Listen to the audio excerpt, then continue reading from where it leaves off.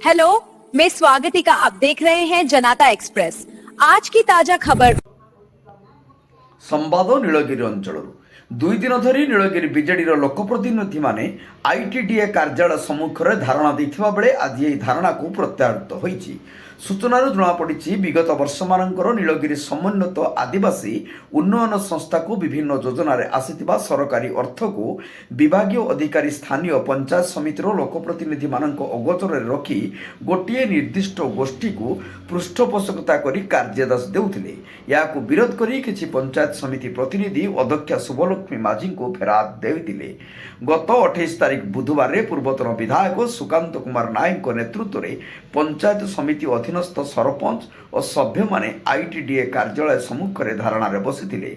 आज द्वितीय दिवस में धारणा जारी रहिथिबा बेले आईटीडीए प्रकल्प निर्देशक डॉक्टर मधुस्मिता सामंतराय पहुंची समस्त चालू रहिथिबा उन्नयन कार्य यथा प्रधानमंत्री आदि आदर्श योजना, मुख्यमंत्री उन्नयन योजना, स्वतंत्र उन्नयन योजना, विभिन्न योजन आसीथिबा अर्थराशि कार्य चालू रहिबो एवं काम होई नथिबा कार्यगुड़िक स्थानीय सांसदों उपस्थिति में विचार विमर्श करी सहयोगितार कार्य संपादन कराजिबो बोली प्रतिश्रुति देवा परे धारणा को स्थगित रखा जाइथिला।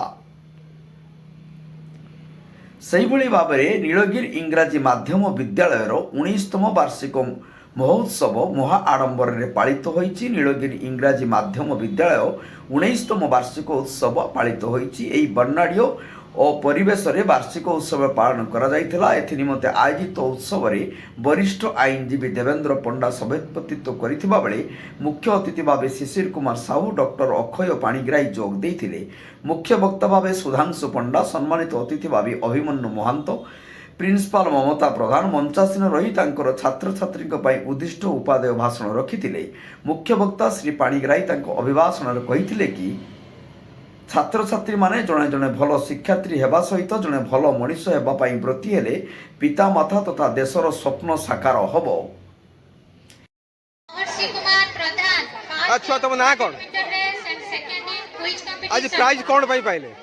आर्ट रे गोटे पाइली पेट्रियोटिक सॉन्ग रे एसे क्विज आउ फैंसी ड्रेस। स्कूल लो पढुचन केमिति लागुची स्कूल टी? बहुत बढ़िया। आउ आज जो भाषण देले अतिथि माने कोन शिक्षा कलो? रेस्पेक्ट दवा आउ मोबाइल टे बेसी देखिवानी। आउ कोन कोन आगु को लक्ष्य अछि कोन? लक्ष्य गोटे Karan Kumar Mishra third in shot put. ये गोटे छ तुम ना कोन? मोना दिव्यासा महापात्र। के स्कूल लो पढुचनी? मोए नीलगिरी इंग्लिश मीडियम। रोहित कुमार बेरा आई कोन पाई प्राइज पाइले? कंपटीशन पाइची हमारा क्विज रे पाइची, सॉन्ग रे पाइची, स्किपिंग आउ हमारा रनिंग रे भी पाइची। आज जो साई कल्याण प्रधान कोन मुख्य अतिथि पाखरो शिक्षा अर्जन कले? मोबाइल देखवानी आउ माँ बापा को रेस्पेक्ट दबा आउ हमें माँ बापा को कथा मानिबा एमती सब। कोन आगु लक्ष्य अछि आपन? आगु को लक्ष्य तमन्ना पंडा थर्ड इन एसे कंपटीशन। कथा सब मानिबा आउ भलो पाठ पढिबा।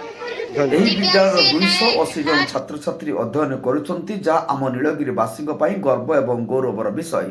ପ୍ରତିଷ୍ଠାତା ଡକ୍ଟର ଶ୍ରୀ ବେହେରା ତାଙ୍କ ବକ୍ତବ୍ୟରେ କହିଥିଲେ, ମୁଁ ବହୁତ ଆନନ୍ଦିତ। 19 ବର୍ଷର କଷ୍ଟକର ଯାତ୍ରା ଆଜି ସଫଳ ହୋଇଛି। ପିଲାମାନେ ଗୋଟିଏ ଆନ୍ତର୍ଜାତୀୟ ଭାଷା ମାଧ୍ୟମରେ ଶିକ୍ଷା ଲାଭ କରିବା ଆମ ପାଇଁ ନିଶ୍ଚୟ ଗୌରବ ବିଷୟ।